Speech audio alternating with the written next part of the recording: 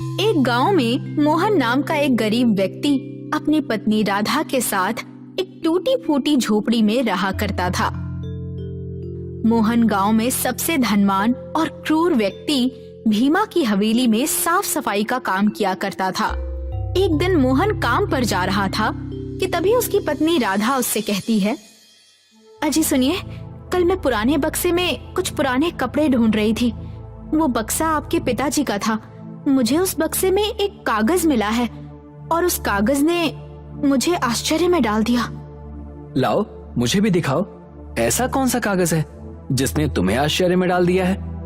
राधा वो कागज मोहन को पकड़ाते हुए बोलती है, इसमें आपके पिताजी का नाम लिखा हुआ है और आप भीमा की हवेली पर जो काम करते हैं, इसमें उस हवेली का नक्शा भी बना हुआ है। मोहन उस कागज को पढ़ते हुए आश्चर्य से बोला, राधा, इस कागज के अनुसार तो पिताजी भीम की हवेली के मालिक थे। ऐसा कैसे हो सकता है? मैं ये कागज मुखिया जी को दिखाऊंगा। मोहन वो कागज का टुकड़ा जेब में रखकर गांव के मुखिया के पास चला गया और वो कागज पकड़ाते हुए बोला, मुखिया जी, मेरी पत्नी को मेरे पिताजी के पुराने बक्से में ये कागज मिला है। इसमें जमींदार की हवेली का नक्शा बना है और मेरे पिताजी के हस्ताक्षर भी हैं। मुखिया उस कागज को देखकर मोहन की ओर उदास होकर कहता है, मोहन, ये एक रहस्य है जो शायद गांव के हर एक व्यक्ति को पता है, लेकिन तुम कितने अभागे हो जो तुम्हें नहीं पता। साफ साफ बताइए मुखिया जी, आप कहना क्या चाहते हैं? मोहन, तुम्हारे पिताजी और भीमा किसी समय किसी जमाने में बहुत गहरे मित्र थे। फिर एक दिन तुम्हारे पिता अचानक से धनवान बन गए और भीमा तुम्हारे पिता की हवेली में नौकरी करने लगा। परंतु तुम्हारे जन्म के बाद अचानक से भीमा और तुम्हारे माता पिता स्वर्ग सिधार गए। भीमा ने तुम्हारी परवरिश की और तुम्हारा विवाह किया और तुम्हें तुम्हारी ही हवेली में नौकर बना दिया। मोहन अपने मन में कई सवाल लिए हुए भीमा की हवेली में आ पहुंचा। मोहन को देखकर भीमा क्रोधित होते हुए कहता है, ये कोई समय है काम पर आने का मोहन?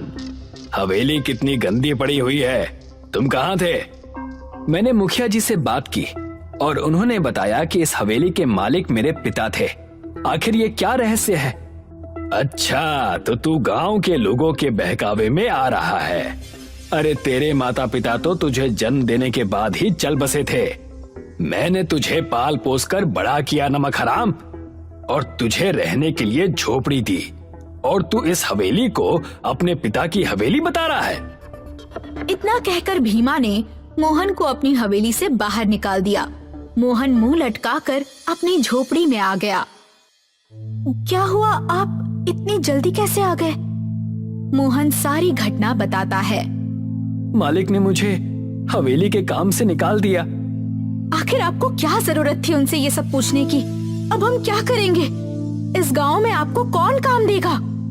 यही सोच सोचकर तो मैं बहुत ज्यादा चिंतित हो रहा हूँ। तभी वहाँ पर मुखिया आ पहुँचा।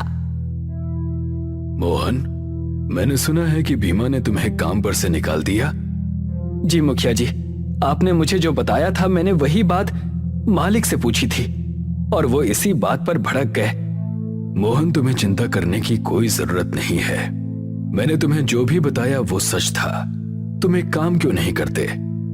कैसा काम? अरे मोहन, तुम अभी जवान हो, ताकतवर हो। हमारा गांव घने जंगलों के बीच आता है। तुम जंगल से लकड़ियां काट कर बाजार में क्यों नहीं बेचते? जितना भीमा तुम्हें धन देता है उससे ज्यादा ही तुम कमाओगे। मुखिया का ये सुझाव मोहन को पसंद आ गया। अगले दिन मोहन जंगल में लकड़ियां काटने चला गया। मोहन ने देखा कि जंगल में एक लकड़हारा लकड़ियां काट रहा था। वो लकड़हारा मोहन की ओर देखकर कहता है, लगता है आज तुम्हारा पहला दिन है। क्या नाम है तुम्हारा? मेरा नाम मोहन है। तभी मोहन की नजर सामने घने पेड़ों पर पड़ी। तुम इस पेड़ की लकड़ी को क्यों काट रहे हो? वो सामने के पेड़ की लकड़ी तो बहुत ही अच्छी मालूम होती है, बाजार में अच्छे दामों में बिकेगी। लकड़हारा डरते हुए मोहन की ओर देखकर कहता है, देखो तुम नए हो, इसलिए हम तुम्हें बता रहे हैं। जिस पेड़ की लकड़ी तुम्हें अच्छी नजर आ रही है, उस पेड़ के आगे एक रहस्यमय जंगल का रास्ता शुरू होता है, जहां पर पेड़ बात करते हैं। कोई भी लकड़हारा डर की वजह से उस पेड़ की सीमा से आगे नहीं बढ़ता। इतना कहकर लकड़हारा वहां से चला गया। मोहन अपने आप से कहता है, भला ऐसा कैसे हो सकता है? मैं तो उसी पेड़ की लकड़ी काटूंगा। मोहन धीरे धीरे कदमों से उस पेड़ के पास चला गया। उसने जैसे ही कुल्हाड़ी पेड़ पर चलाई, अचानक पेड़ से एक मनुष्य की आवाज आई। मुझे मत काटो, हम पेड़ हैं तो क्या हुआ, हमारे अंदर भी आत्मा होती है। ये देखकर मोहन आश्चर्य से बोला, इसका मतलब लकड़हारा सही कह रहा था। तुमने मेरे ऊपर कुल्हाड़ी मारी, मुझे बहुत दर्द हो रहा है। मोहन उस पेड़ की ओर देखकर कहता है, ऐसे तो पेड़ संसार में बहुत हैं, तो उन्हें दर्द क्यों नहीं होता? सबको दर्द होता है, पर सबके अंदर बताने की शक्ति नहीं होती। मोहन ने देखा कि उस पेड़ की शाखाओं से पानी की बूंदें टपकने लगी। ये पानी की बूंदें क्यों टपक रही हैं? ये पानी की बूंदें नहीं, बल्कि मेरे आंसू हैं। ये सुनकर मोहन को आत्मग्लानि महसूस होने लगी। मुझे क्षमा करना बोलने वाले पेड़, अब से मैं किसी भी पेड़ को नहीं काटूंगा। मोहन ने इतना बोला ही था कि तभी रंग बिरंगी किरणों के साथ वो पेड़ एक सुंदर पुरुष में परिवर्तित हो गया। मोहन आश्चर्य से उसकी ओर देखकर कहता है, कौन हो तुम? मैं वन रक्षक हूँ। इसके पहले कई लकड़हारे आए और डर की वजह से भाग गए, मगर तुम दूसरे ऐसे लकड़हारे हो जिसके दिल में पेड़ों के प्रति संवेदना जाग उठी। तो पहला लकड़हारा कौन था? तुम्हारे पिता। मैं तुम्हें पहचानता हूँ, चलो मेरे साथ, मैं तुम्हें कुछ दिखाना चाहता हूँ। वन रक्षक मोहन को उस जंगल के अंदर ले जाता है। जंगल के अंदर का दृश्य देखकर मोहन की आंखें आश्चर्य से फैल गईं। मोहन ने देखा उस जंगल के पेड़ पर फल और पत्तों की जगह बहुत ही सुंदर बर्तन उग रहे थे। ये तो बड़ा ही अजीब जंगल है। इस जंगल के पेड़ पर तो पत्तों और फल की जगह बर्तन उग रहे हैं। तुमने बिल्कुल सही कहा, ये जादुई बर्तन का जंगल है। बहुत समय पहले तुम्हारे पिता इस जंगल में आए थे और मैंने उन्हें भेंट स्वरूप एक जादुई बर्तन दिया था। वो उस जादुई बर्तन से जितना भी धन मांगते, वो जादुई बर्तन उन्हें दे देता था। उस जादुई बर्तन की सहायता से वो बहुत अमीर व्यक्ति बन गए। अमीर बनने के बाद वो अपने गांव के व्यक्तियों की मदद भी करते थे, और यही बात उनके मित्र भीमा को पसंद नहीं आई। भीमा अपनी गरीबी की दुहाई देकर तुम्हारे पिता की हवेली में नौकरी के बहाने तुम्हारे पिता पर नजर रखने लगा, और वो उस जादुई बर्तन का रहस्य जान गया। उसने तुम्हारे पिता से जादुई बर्तन के बारे में बहुत पूछा, मगर उन्होंने मना कर दिया। भीमा ने गुस्से में आकर तुम्हारे पिता और तुम्हारी माँ की रहस्यमय तरीके से हत्या करवा दी, और बदले की भावना में तुम्हें तुम्हारी ही हवेली का नौकर बना दिया। इतना कहकर वन रक्षक ने एक बड़ा बर्तन मोहन को पकड़ा दिया और बोला, इस बर्तन से तुम जितना भी धन मांगोगे, ये बर्तन तुम्हें उतना धन दे देगा। मुझे पता है कि जब भीमा तुम्हें धनवान होते हुए देखेगा, तब वो तुम्हारे पास भी धनवान होने का रहस्य पता करने के लिए आएगा। मगर तुम अपने पिता की तरह उससे कुछ मत छुपाना, उसे यहाँ पर लेकर आना। लेकिन क्यों? जब तुम उसे यहाँ पर लेकर आओगे, तब स्वयं जान जाओगे। मोहन खुशी खुशी उस जादुई बर्तन के जंगल से जादू का बर्तन लेकर अपने घर चला आया और सारी घटना अपनी पत्नी को बताया। अब हम गरीबी में नहीं रहेंगे। अजी, तो फिर इस जादुई बर्तन से बहुत सारा सोना चांदी मांग कर देखते हैं। मोहन जादुई बर्तन की ओर देखकर कहता है, जादुई बर्तन मुझे बहुत सारा सोना चांदी और हीरे दे दो। अगले ही पल रंग बिरंगी किरणों के साथ जादुई बर्तन में सोने चांदी और हीरो का ढेर लग गया। राधा, ये तो सचमुच जादुई बर्तन निकला। कुछ ही दिनों में मोहन अपने गांव का सबसे अमीर व्यक्ति बन गया। मोहन की हवेली अब भीमा की हवेली से भी बहुत ज्यादा सुंदर थी। मोहन की तरक्की भीमा से देखी नहीं गई। वो एक दिन गुस्से से मोहन के पास आकर कहता है, तू तो मेरी हवेली में साफ सफाई और नौकर का काम करता था, तेरे पास इतना धन कहां से आ गया? मुझे तुम्हारा ही इंतजार था मालिक। दरअसल मेरे पास एक जादुई बर्तन है जिससे मैं जितना भी चाहे सोना चांदी हीरे मांगू वो मुझे दे देता है। अगर तुम चाहते हो कि ऐसा बर्तन तुम्हारे पास भी हो तो फिर तुम्हें मेरे साथ जादुई बर्तन के जंगल में चलना होगा। भीमा मुस्कुराते हुए मोहन से कहता है, तुम अपने पिता की तरह मूर्ख नहीं हो। उसके पास भी ऐसा ही रहस्यमयी बर्तन था और मैंने उससे बहुत पूछा था कि आखिर उसे वो बर्तन कहाँ मिला, लेकिन उसने कभी नहीं बताया। तुमने सही कहा, चलो मेरे साथ। कुछ ही देर में मोहन भीमा को जादुई बर्तन के जंगल में ले आया। भीमा उस जंगल को देखकर आश्चर्य से कहता है, ये तो बड़ा ही अजीबोगरीब जंगल है। तभी रंग बिरंगी किरणों के साथ वहां पर वन रक्षक प्रकट हो गया और गुस्से से भीम की ओर देखकर बोला, तुम यहाँ पर आ गए हो लेकिन कभी वापस नहीं जाओगे। इस जादुई जंगल के पेड़ पर जितने बर्तन लटक रहे हैं उसमें से कुछ उगे हुए जादुई बर्तन हैं और कुछ वो मनुष्य हैं जिनके मन में लालच और ईर्ष्या भरी हुई थी। तुमने मोहन के माता पिता की हत्या करवाकर मोहन से उसका बचपन छीन लिया। तुम्हें इसका दंड अवश्य मिलेगा। तुम इस बारे में कैसे जानते हो? क्योंकि मैं ही वो वन रक्षक हूं जिसने मोहन के पिता को वो जादुई बर्तन दिया था। मैं जानता था कि मोहन का पुत्र एक ना एक दिन जंगल में जरूर आएगा और मैं उसी से उसके पिता के हत्यारे को यहां बुलवाऊंगा और उसे सजा दूंगा। अब तुम अपना पूरा जीवन इसी जादुई बर्तन के जंगल में किसी पेड़ पर बर्तन बनकर लटकते रहोगे। अचानक वन रक्षक की आंखों से रंग बिरंगी किरण निकलने लगी और भीमा बर्तन बनकर एक पेड़ की शाखा पर लटक गया। वन रक्षक मुस्कुराते हुए मोहन से कहता है, तुम्हारे माता पिता के हत्यारे को सजा मिल चुकी है। इतना कहकर वन रक्षक वहां से गायब हो गया और मोहन मुस्कुराता हुआ अपने घर चला आया। एक गांव में अर्जुन और नवीन नाम के दो भाई रहा करते थे। अर्जुन की आर्थिक स्थिति अपने भाई नवीन के मुकाबले बहुत कमजोर थी। एक दिन गांव के मुखिया के साथ नवीन अपने भाई की दुकान पर आया। अरे कैसे हो मेरे भाई अर्जुन? बस ईश्वर की कृपा है भाई। अरे तुम मुझसे केवल 6 महीने छोटे हो अर्जुन।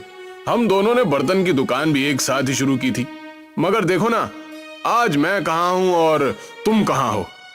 अरे सब ईश्वर की माया भैया। ये सच है कि मेरी आर्थिक स्थिति बहुत कमजोर है। कभी कभी मुझे मेरी पत्नी और बच्चों को पेट भर भोजन भी नहीं मिल पाता, लेकिन यकीन मानिए भैया, इसके बावजूद भी हमारा परिवार खुश है। हमें ईश्वर से कोई शिकायत नहीं। मैं तुम्हारा बड़ा भाई हूं अर्जुन। मुझसे तुम्हारी ये निर्धनता देखी नहीं जाती।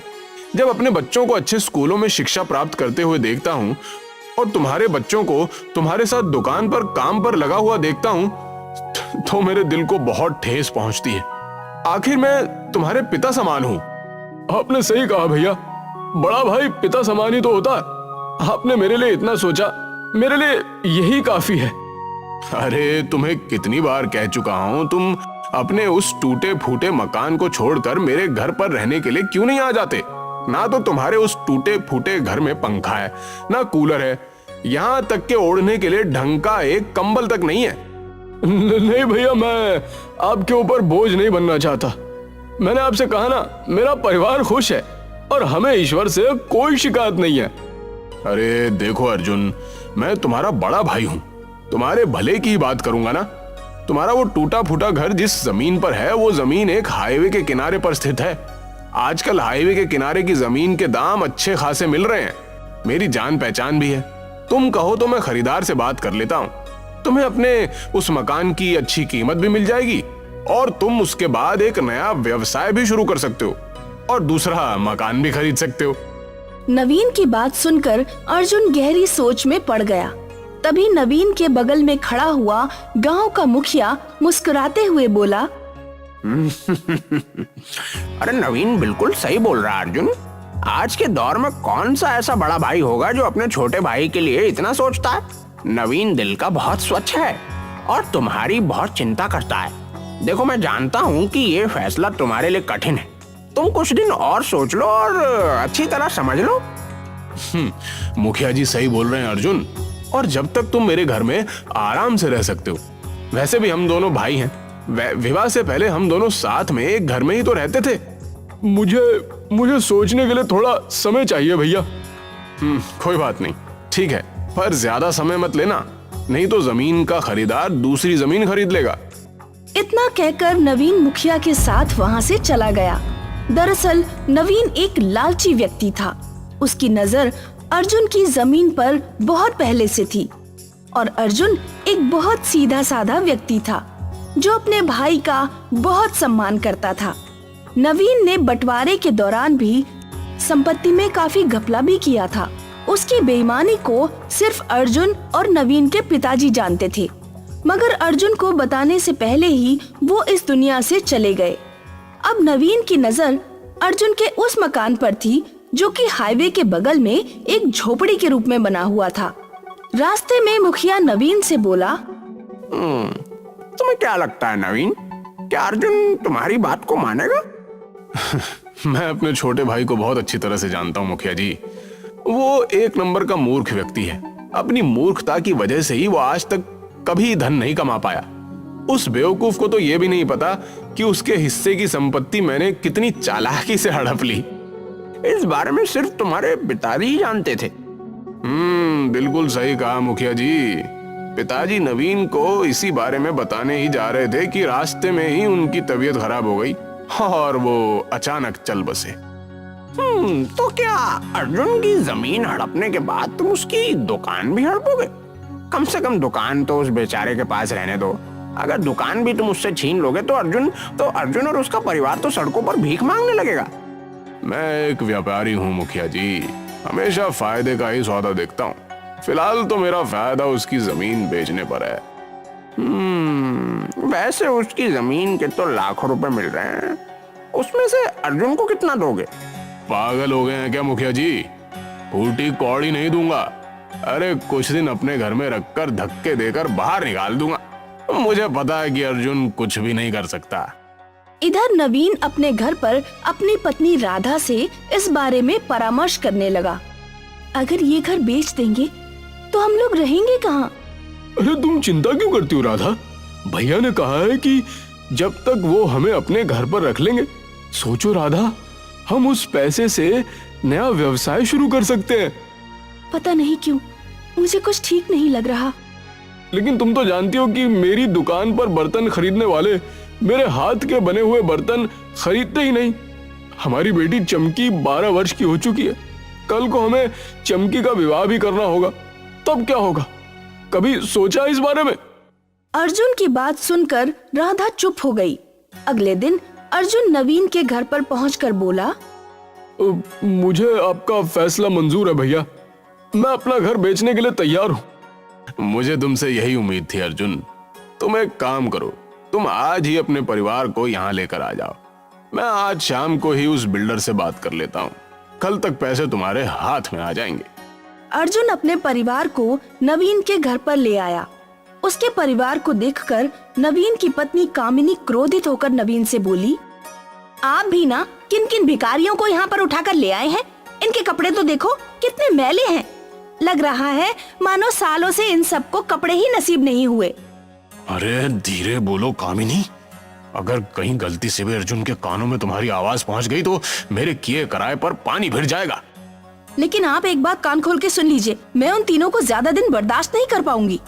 अरे धीरज रखो, 2-3 दिन बाद मैं इन सबको धक्के देकर स्वयं घर से बाहर निकाल दूंगा। नवीन ने बड़ी चालाकी से एक सादे स्टैम्प पेपर पर अर्जुन का अंगूठा लगवा लिया। अर्जुन अपने भाई पर बहुत भरोसा करता था। शाम को अर्जुन ने वो जमीन लाखों रुपए में उस बिल्डर को बेच दी। 2 दिन बाद जब अर्जुन नवीन से बोला, भैया हमें यहाँ पर रहते हुए 2 दिन हो गए हैं और सच तो यह है कि मैं और मेरी पत्नी यहाँ पर असहज महसूस कर रहे हैं। आप मुझे पैसे दे दीजिए, हम यहाँ से चले जाते हैं। अर्जुन की बात सुनकर नवीन क्रोधित होते हुए बोला, कौन से पैसे? कैसे पैसे? भैया वो मेरा मकान जो आपने बेचा था उसके पैसे। अरे मैं तुम्हें बताना भूल गया अर्जुन। बात असल में यह है कि वो बिल्डर धोखेबाज निकला। उसने हाईवे के बगल की तमाम जमीनों को धोखे से अपने नाम कर लिया और उन सारी जमीनों को मुंबई के किसी बड़े सेठ को बेच दी और वो देश छोड़कर फरार हो गया। नवीन की बात सुनकर अर्जुन के पैरों तले जमीन खिसक गई। उसकी आंखों से आंसू बहने लगे। भैया मैं कहाँ जाऊंगा? अरे अब मुझे क्या पता तुम कहां जाओगे और क्या करोगे। अब तुम्हारी किस्मत ही इतनी फूटी है तो उसमें मेरा क्या दोष। और सुनो, आज शाम को ही तुम अपनी पत्नी और बेटी को यहाँ से लेकर चले जाना। हाँ, मेरी पत्नी तुम सबके साथ स्वयं असहज महसूस कर रही है। लेकिन भैया मैं कहाँ जाऊंगा? मेरे पास तो और कोई घर भी नहीं है। वो सब मुझे नहीं पता। देखो, वो सब मुझे नहीं पता। तुम मेरे छोटे भाई हो, इसलिए मैं तुमसे सिर्फ जुबान से कह सकता हूं। अगर शाम तक तुम नहीं गए तो मेरी पत्नी बहुत गुस्से वाली है। कहीं वो तुम्हें और तुम्हारी पत्नी को अपमानित करके घर से धक्के देकर बाहर ना निकाल दे। देखो, समझदार के लिए इशारा ही काफी होता है। अर्जुन रोता हुआ अपनी पत्नी और बेटी को वहां से ले जाकर अपनी दुकान पर बैठ गया। अर्जुन रात भर रोता रहा। तुम्हारे भाई ने हमारे साथ धोखा किया है। मैंने भैया पर कितना विश्वास किया। चिंता मत कीजिए, जरूर इसमें हमारे लिए ईश्वर की तरफ से कोई न कोई भलाई होगी। आप एक काम क्यों नहीं करते? आपकी बिक्री यहाँ नहीं होती। आपके बनाए हुए बर्तन बहुत ही अच्छे होते हैं। आप उन बर्तनों को शहर में जाकर क्यों नहीं बेचते? हिम्मत हारने से क्या होगा? अगले दिन अर्जुन अपनी पत्नी के कहे अनुसार अपने बनाए हुए बर्तन दूसरे गांव में जाकर बेचने लगा। अर्जुन ये देखकर हैरत में पड़ गया कि उसके बर्तन एक ही दिन में सब बिक गए। राधा, तुम बिल्कुल सही कह रही थी। मेरे हाथ के बने हुए बर्तन हमारे गांव में नहीं बिकते थे, मगर दूसरे गांव में तो सारे बर्तन बिक गए। अब मैं खूब मेहनत करूंगी। अर्जुन नए बर्तन बनाने में जी जान से जुट गया।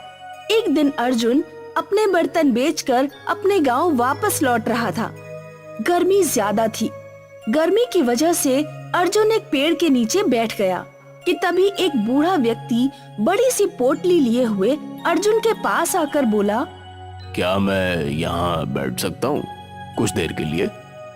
क्यों नहीं बाबा, ये जंगल तो सबका है और इस पेड़ पर मेरा नाम थोड़ी लिखा हुआ है। मुझे बहुत जोरों से प्यास लगी है। बूढ़े की बात सुनकर अर्जुन ने अपनी बोतल उस बूढ़े को दे दी। बूढ़ा एक ही सांस में सारा का सारा पानी पी गया। तुम तो बहुत ही अच्छे व्यक्ति हो। वैसे काम क्या करते हो? वो बर्तन बनाकर गांव में बेचता हूँ।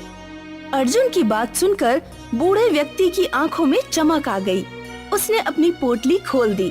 अर्जुन ने देखा उस पोटली में ढेर सारे बर्तन और एक बड़ी सी कढ़ाई रखी हुई थी। तुमने मुझे पानी पिलाया, तुम इस कढ़ाई को ले जाओ। मैं तुम्हें ये कढ़ाई भेंट स्वरूप देना चाहता हूँ, क्योंकि ये मामूली कढ़ाई नहीं है। अब क्षमा करना बाबा, मैं आपकी भेंट स्वीकार नहीं कर सकता। मैं एक मेहनती व्यक्ति हूँ और मैं अपनी मेहनत पर विश्वास करता हूँ। जीवन में कभी भी तुम्हें आवश्यकता पड़े तो यहाँ पर चले आना, और वैसे भी तुम्हें बहुत जल्दी आवश्यकता पड़ने वाली है। इतना कहकर बूढ़ा व्यक्ति वहाँ से चला गया। अरे मुझे तो लगता था मैंने अपने छोटे भाई को बर्बाद कर दिया है, लेकिन ये तो फिर तरक्की कर गया। अरे आखिर तुम्हें अपने छोटे भाई से दिक्कत क्या है? अरे क्योंकि पिताजी बचपन से ही उसे मुझसे ज्यादा प्यार करते थे। मैंने बचपन में ही तय कर दिया था कि मैं अपने छोटे भाई को बर्बाद कर दूंगा। लेकिन अब तुम कुछ नहीं कर सकते। उसके पास जमीन थी, तुमने छीन ली। अब वो तुम पर विश्वास कभी नहीं करेगा। कोई बात नहीं, मैंने एक सादे स्टैम्प पेपर पर उसके अंगूठे के निशान ले लिए थे। कल मैं उसकी दुकान पर और उसके सारे बर्तनों पर भी कब्जा कर लूंगा। फिर देखता हूँ वो क्या करता है। अगले दिन नवीन ने जाकर अर्जुन को धक्के देकर उसकी दुकान से बाहर निकाल दिया और उसके सारे बर्तन भी छीन लिए। अर्जुन रोता हुआ अपने परिवार को लेकर पूरी तरह से सड़क पर आ गया। वो अपने परिवार को लेकर रोता हुआ उसी जंगल की ओर आ गया, जिस जंगल में एक दिन पहले उसको बूढ़ा व्यक्ति मिला था। अर्जुन उसी पेड़ के पास बैठकर रोने लगा। तभी वो बूढ़ा व्यक्ति अर्जुन के पास आकर बोला, मैंने तुमसे कहा था ना कि तुम्हें बहुत जल्दी आवश्यकता पड़ने वाली है। अर्जुन रोते हुए सारी घटना उस बूढ़े को बताने लगा। मैं सब जानता हूँ। मैं तुम्हें जो बर्तन देने वाला था, अगर चाहता तो कल ही जबरदस्ती दे सकता था, पर तुम्हारा बड़ा भाई इसे भी छीन लेता। इतना कहकर उसने वही कढ़ाई अर्जुन के सामने निकालकर रख दी। इस कढ़ाई को देख रहे हो? इस कढ़ाई को तुम जमीन में गाड़ देना। इसमें से बर्तनों का एक बहुत बड़ा पेड़ उग जाएगा। लेकिन बाबा, ऐसा कैसे हो सकता है? दरअसल ये धरती रहस्य से भरी हुई है बेटा। जिस तरह से तुम ये जंगल देख रहे हो, उसी तरह से इस धरती पर बर्तनों के पेड़ के जंगल भी मौजूद हैं। मैं उसी जंगल का रहने वाला हूँ। उस दिन मैं थका हारा अपने जंगल में जा रहा था और तुमने मुझे पानी पिलाया, इसलिए तुम्हारी मदद करना मेरा कर्तव्य है। इतना कहकर वो बूढ़ा वहाँ से चला गया। अर्जुन ने उस बूढ़े के कहे अनुसार उस बर्तन को जमीन में गाड़ दिया। अगले दिन जब अर्जुन सोकर उठा तो उसने देखा कि उसके सामने एक लंबा बर्तनों का वृक्ष लगा हुआ था और उस कढ़ाई का आकार बहुत बड़ा हो गया था। अर्जुन के सामने उस कढ़ाई के अंदर एक सुंदर 3 मंजिल का मकान बना हुआ था। उस मकान में हर चीज स्थित थी और वहाँ गार्डन भी था। उस गार्डन में तरह तरह के बर्तनों के पेड़ लगे हुए थे। देखा राधा, लगता है वो बूढ़ा व्यक्ति मायावी था। ईश्वर ने हम पर कृपा की है, उसने हमें रहने के लिए घर भी दे दिया। अर्जुन अपने परिवार के साथ उस कढ़ाई में बने हुए घर में रहने लगा। अर्जुन रोज बर्तन तोड़कर बाजार में बेचने जाता। देखते ही देखते अर्जुन अमीर हो गया। यही बात जब उसके भाई नवीन को पता चली तो वो जल भुन गया। बस बहुत हो गया। अब मैं अपने छोटे भाई को जीवित ही नहीं छोड़ूंगा। अरे तुम्हारा दिमाग तो ठीक है, तुम इतना नीचे गिर जाओगे ये मैंने नहीं सोचा था। इसमें मैं तुम्हारा साथ नहीं दे सकता। मुझे तुम्हारे साथ की जरूरत भी नहीं है मुखिया। मैं आज ही जाकर अपने भाई को मार दूंगा। नवीन क्रोधित होकर उस जंगल की ओर चला आया। जंगल में उस कढ़ाई में बने हुए मकान और बर्तनों के पेड़ को देखकर उसकी आंखें फटी की फटी रह गईं। नवीन गुस्से से उस घर में घुस गया कि तभी एक बड़ा सा बर्तन उसके सर पर गिर गया और नवीन की मौत हो गई। नवीन का मृत शरीर देखकर अर्जुन की आंखों से आंसू बहने लगे। बुरे का अंजाम हमेशा बुरा ही होता। तुम अब भी बुरे मन से ही मेरे पास आए थे और ईश्वर ने तुम्हें इसकी सजा दे दी। अर्जुन आज भी उस जादुई कढ़ाई के मकान में ही रहता है।